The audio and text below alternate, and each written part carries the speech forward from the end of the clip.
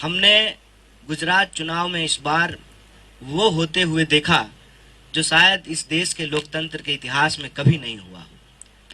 हमने ये देखा कि जिनके ऊपर ये जिम्मेवारी है कि वो कानून और व्यवस्था की रक्षा करेंगे, वो खुलेआम चुनावी मंचों से गुंडागर्दी की भाषा बोल रहे थे, देश के लोगों को डराने की भाषा बोल रहे थे, गुजरात के लोगों को आपस में लड़ाने की भाषा बोल रहे थे। जो उनका जख्म है उसको कुरेद कर उसके ऊपर नमक छिड़कने का काम कर रहे थे और ये बहुत दुखदाई था। और हमने ये भी देखा कि किस तरीके से संस्थाओं को पंगु बना दिया गया है। आप देखिए, मैं एक उदाहरण आपको देता हूं कि जब भारत जोड़ो यात्रा में बच्चे आ रहे हैं, जुड़ रहे हैं, तो हमारे खिलाफ कंप्लेन किया गया। और आप गुजरात चुनाव को जब ध्यान से देखेंगे, प्रधानमंत्री स्वयं बैठ करके एक बच्चे से जो है चुनाव प्रचार करवा रहे थे। और मैंने अपनी आंखों से अहमदाबाद में रोड शो देखा माननीय प्रधानमंत्री जी का। उस रोड शो में स्कूल के बच्चे स्कूल का ड्रेस पहने हुए हैं, उसके साथ जो है उनके शिक्षक भी खड़े हैं। उनको ये कहा गया कि आपको भीड़ जुटाना है, आपको भीड़ लेकर के आनी है। तो ये जो दोहरा रवैया है कि हमारे कार्यक्रम में बच्चों के माँ बाप अपने बच्चों को लेकर के आ रहे हैं, तब आप हमसे सवाल पूछ रहे हैं, हमारे खिलाफ कंप्लेन कर रहे हैं, और चुनाव प्रचार के दौरान खुलेआम जो लोग सत्ता पे बैठे हुए हैं उनके द्वारा बच्चों का इस्तेमाल किया जा रहा है, उस पर कोई कार्रवाई नहीं हो रही है। और जहां तक भाषा का सवाल है, बात का बतंगड़ बनाया गया हमारे अध्यक्ष जी की जो है बातों का। और आप भाजपा नेताओं की भाषा देखिए कि किस तरह का भाषा का इस्तेमाल किया गया। जब आप कहते हैं कि सबक सिखा देंगे, हमने सबक सिखा दिया, अब जो है कोई कर्फ्यू नहीं होता है, ये अपने आप में एक बहुत दुखद और चिंताजनक स्थिति है। अगर इस तरह से ही संस्थाएं काम करती रही तो ये देश के लिए एक गंभीर सवाल है कि हम लोकतंत्र को आगे कैसे लेकर के जाएंगे।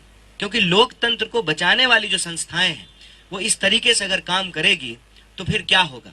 आप देखिए, या तो आप ये नियम ही बना दीजिए कि चुनाव जिस दिन हो रहा है उस दिन भी प्रचार होगा, अन्यथा प्रधानमंत्री वोटिंग के दिन उनके जो है रोड शो में झंडे लेकर के लोग चल रहे हैं और वो जानबूझ करके रोड शो निकालते हैं ताकि मतदाताओं के मस्तिष्क पे जो है एक असर डाला जा सके। चुनाव प्रचार का एक तरीका बन गया है और इस पर जो है इसी कोई कार्रवाई नहीं करती है। और ये जो प्रक्रिया से संबंधित बातें मैं आपको बता रहा हूं, उससे ज्यादा चिंताजनक हालत ये है कि जब आम लोगों से बात कर रहे थे तो उन्होंने कहा कि हम बहुत खुश हैं कि इस देश में एक भारत जोड़ो यात्रा चल रही है जिसमें हमारे सवाल उठाए जा रहे हैं, रोजी रोटी, कपड़ा, मकान, शिक्षा, स्वास्थ्य, सड़क, बिजली, पानी के मुद्दे उठाए जा रहे हैं। भारत जोड़ो यात्रा में हम बार बार कह रहे हैं कि नफरत अगर फैलेगी, गुस्सा फैलेगा तो लोगों के जो असली सवाल हैं वो गुमराह हो जाएंगे और लोगों का असली सवाल है महंगाई और बेरोजगारी। उसी तरह से वहां के लोगों ने भी बताया कि देखिए, हमारे राज्य में चुनाव हो रहा है और हमारे मुद्दों पर चर्चा ही नहीं हो रही है।